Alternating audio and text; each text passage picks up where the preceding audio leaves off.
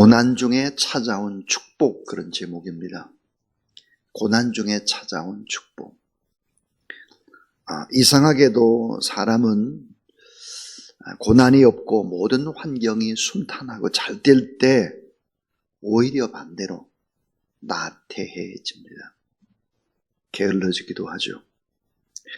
또한 무서운 것은 돈이 쉽게 벌리고 모든 것이 내 뜻과 계획대로 잘 되어져 나갈 때 교만이라고 하는 것이 찾아오기 시작을 하고 또 유혹해서 넘어지기도 하고 작은 일을 갖추고 다투기도 하고 그렇게 합니다. 그래서 때로는 이 고난이 우리에게 축복일 때가 참 많은데 복음도 마찬가지입니다. 이 복음은 언제 잘 전파될까? 순탄한 환경에서 복음이 잘 증거되는 것이 아닙니다. 전파되는 것이 아니고 고난이 없으면 순수하게 복음이 증거되질 않아요. 또 복음의 열매가 잘 맺혀지지를 않습니다. 그러니까 고통과 역경을 뚫고 고난 속에서 오히려 복음은 그 진가를 발휘하기 시작한다 하는 것입니다. 그래서 복음이 이 고난과 역경 속에서 오히려 확장을 거듭하게 되고 승리하게 되고 악한 것을 물리치게 되고 활활 타오르는 불덩어리가 돼서 사방으로 불똥이 퍼져나가는 것입니다. 그래서 교회는 더 건강해지는 것이죠. 자, 스데반의 순교의 사건, 이 스데반이 죽는 엄청난 사건, 이런 사건을 통해서 사방으로 그리스도인들이 흩어지기 시작을 하고 예루살렘, 온 유대, 사마리아, 드디어 땅 끝까지 가게 되는 것이죠. 오늘 본문에 안디옥까지 가게 되는 것입니다. 터키까지 퍼져가는 것이죠. 이렇게 생각한다면 고난이 오히려 영적으로는 축복일 때가 참 많습니다. 자, 우리나라의 역사를 보면 6.25 동란, 이 엄청난 민족 간의 전쟁이라고 하는 이 동족 상잔의 비극. 다른 싫은 이런 일이 일어나면 안 됩니다. 그런데 이 6.25라고 하는 것이 가져다 준 놀라운 영적인 축복도 있습니다. 이 전쟁통에 양반과 상놈, 여러분 6.25의 전통, 양반과 상놈이 어디 있습니까? 전쟁통에. 이 엄청난 것들이 서서히 없어지기 시작을 했던 것이죠.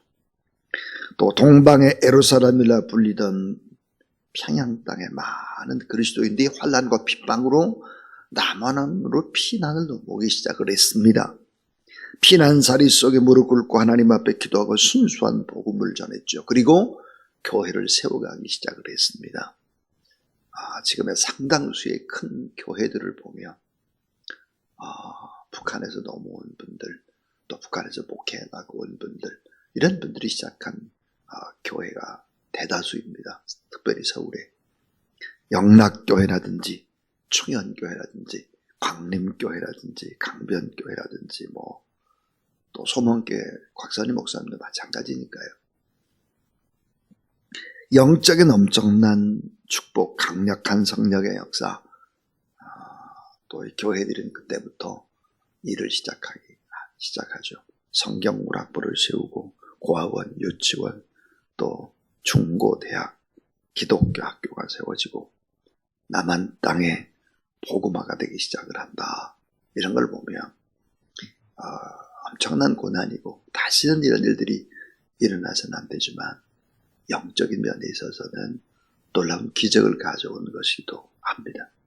이 고난 중에 찾아온 또 놀라운 영적인 축복이 오늘 본문에도 나오고 있습니다.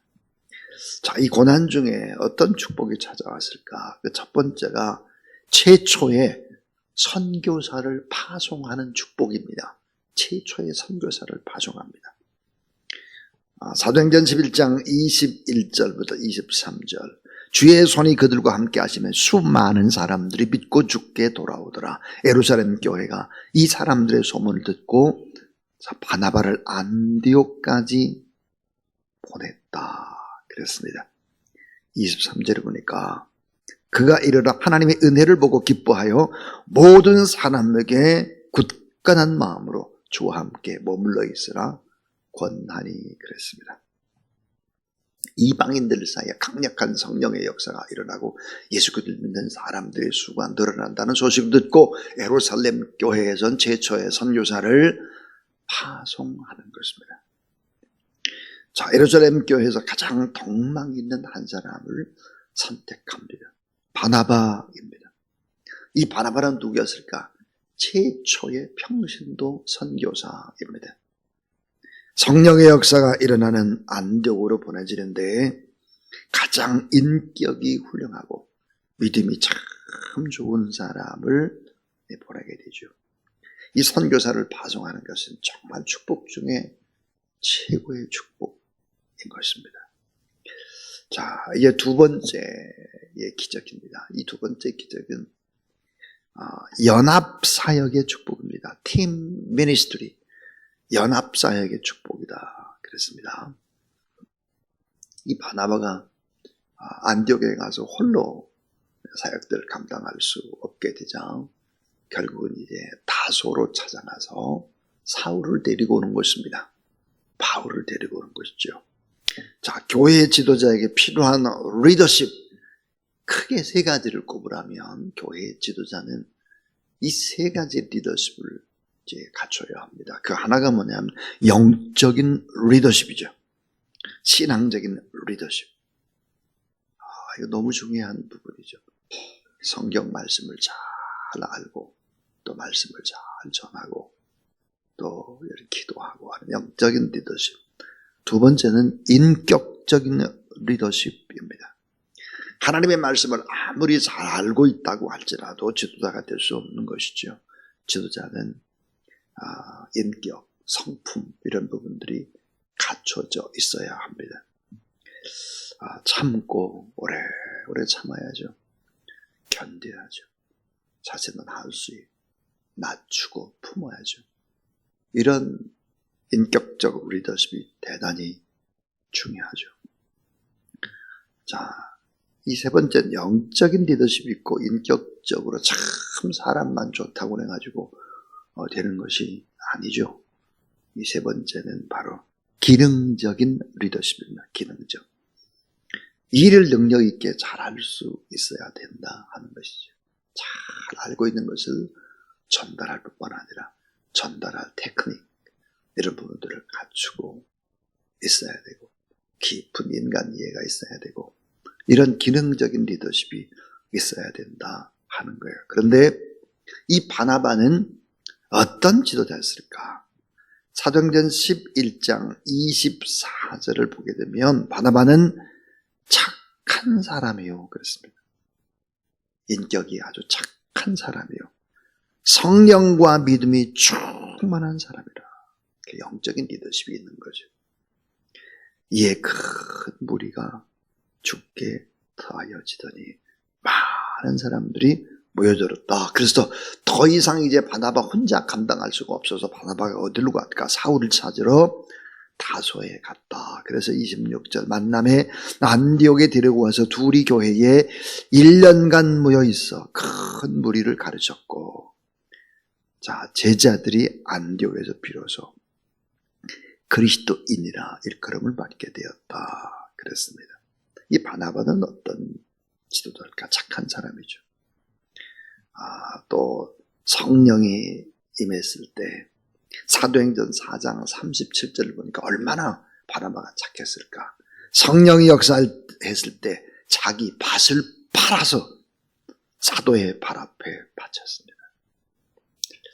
참 대단한 사람이죠. 자기의 밭을 팔아서 구제하는 데 사용하도록 바친다고 하는 것이 결코 쉬운 일이 아닐 것입니다. 그러니까 이 바나바는 일 중심이 아니라 사람 중심의 사람입니다. 성령과 믿음에 충만한 지도자, 영적 리더십을 가지고 있습니다. 그런데 이 바나바에게 정말 좀 약한 부분이 뭘까? 그것은 바로 기능적인 리더십이었습니다.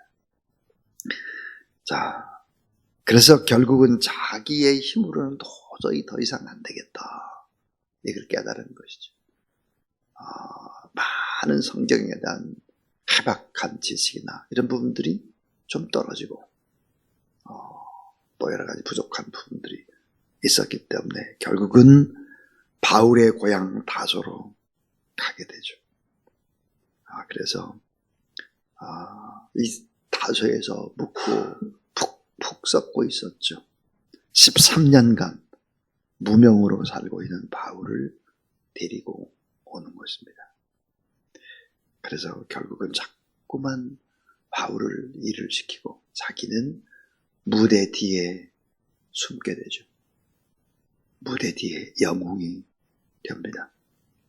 바울이 일 중심의 리더십, 최고의 단점, 날카로움과 엄격한 사람인데 이 같은 바울의 단점을 보완하고 장점을 극대화할 수 있는 동역의 기적, 팀 미니스트리의 기적, 이것은 기적이었습니다. 그래서 연합사역의 축복이다 하는 것입니다. 이 연합사역의 축복을 통해서 이 세 번째는 안디옥 교회 탄생의 축복입니다. 안디옥 교회가 결국 사람들이 많이 모이게 되고 1년 만에 교회가 창립되게 되는 것이죠. 자, 하나님의 은혜를 입어서 안디옥 교회가 창립되고 성도들을 양육했다 그랬습니다. 그래서 안디옥 교회 탄생으로 결국은 그리스도인, 크리스찬이라고 하는 별명이 붙여졌다 그랬습니다. 교회가 부흥했을 뿐만 아니라 이제 말씀으로 이제 교인들을, 제자를 키우기 시작을 했다, 양육했다 하는 것입니다. 그래서 이 안디옥 교회가 점점 엄청난 부흥을 가져올 때 또 하나의 축복, 또 하나의 기적이 일어납니다. 네 번째, 나누고 베푸는 구제와 선교사 파송의 축복입니다. 나누고 베푸는 구제와 선교사 파송의 축복이죠. 자, 예루살렘 교회가 누구를? 바나바를 파송했어요. 그런데 안디옥 교회가 이렇게 건강하게 됐을 때 안디옥 교회에서는 어떻게 했을까? 훌륭한 성경 강해, 해박한 설교가 바울을 선교사로 파송을 하는 것입니다. 자, 안디옥 교회 처음에 일이 뭐였을까? 선교사 파송. 근데 이 선교사 파송보다 먼저 안디옥 교회가 잘한 일이 있습니다.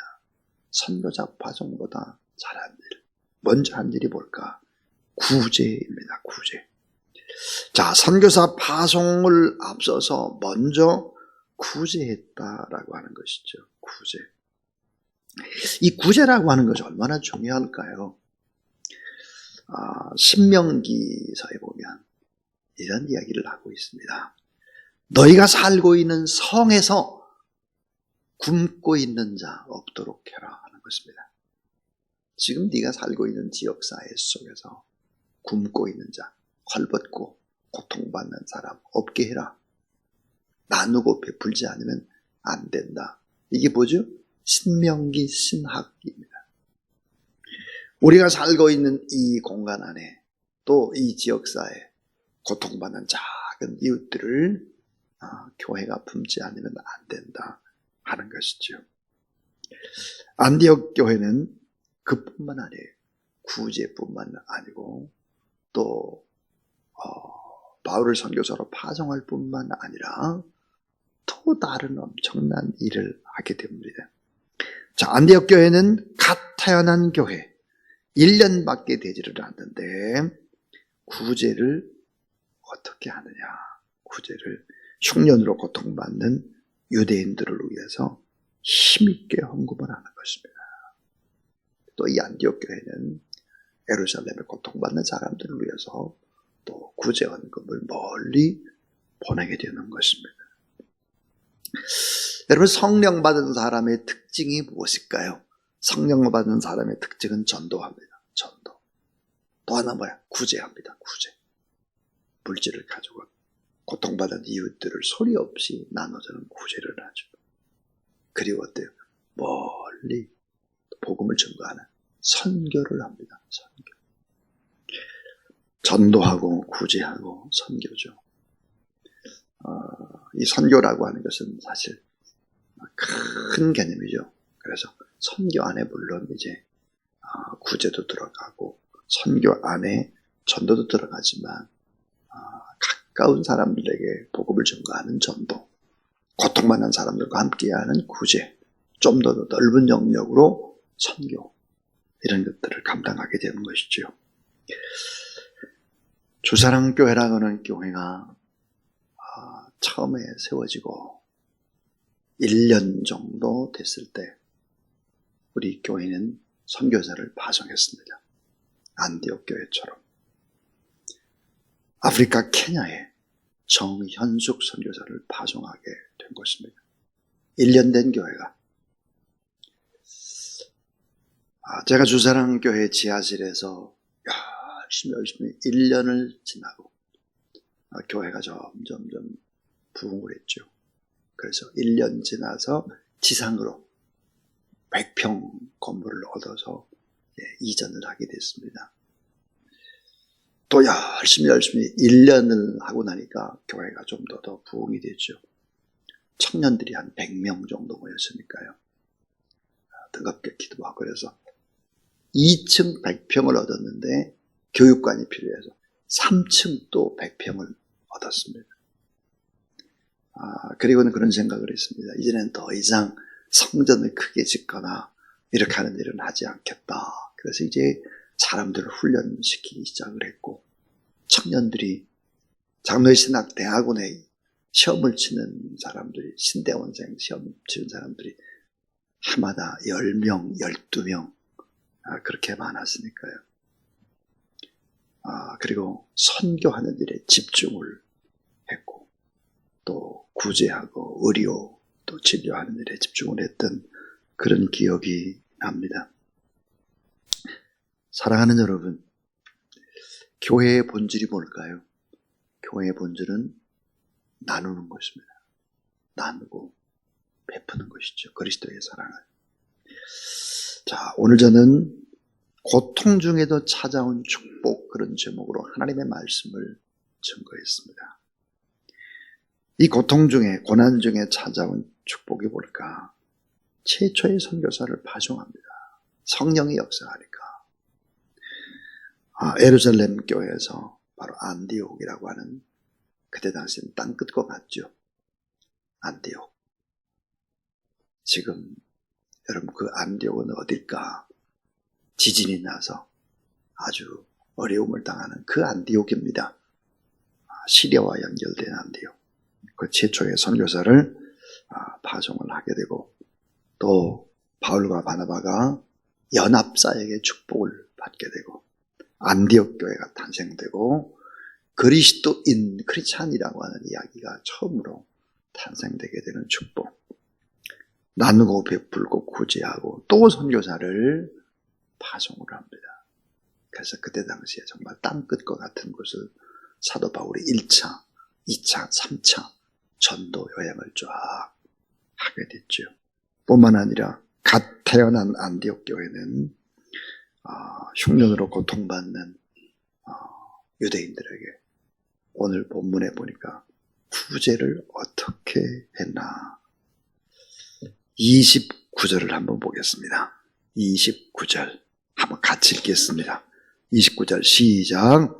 제자들이 각각 그 힘대로 유대에 사는 형제에게 부조를 보내기로 작정하고, 이 부조라는 것이 돕기로 작정했다 그랬습니다.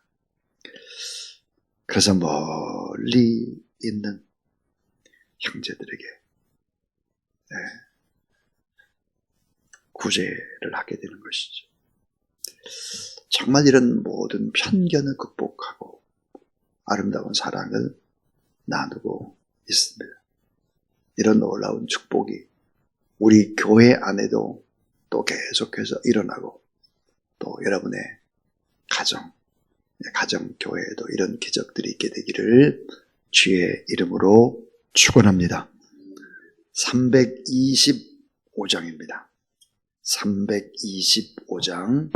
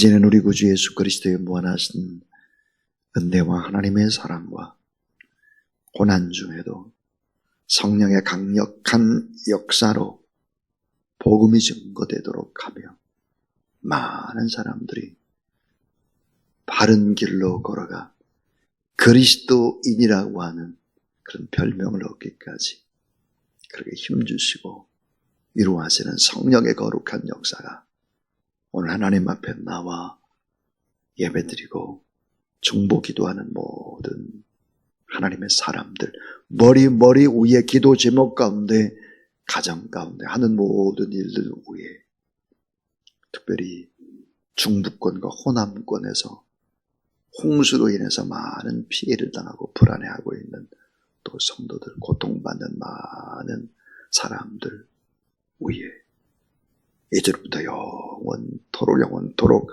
함께 하옵시기를 간절히 축원하옵나이다. 아멘.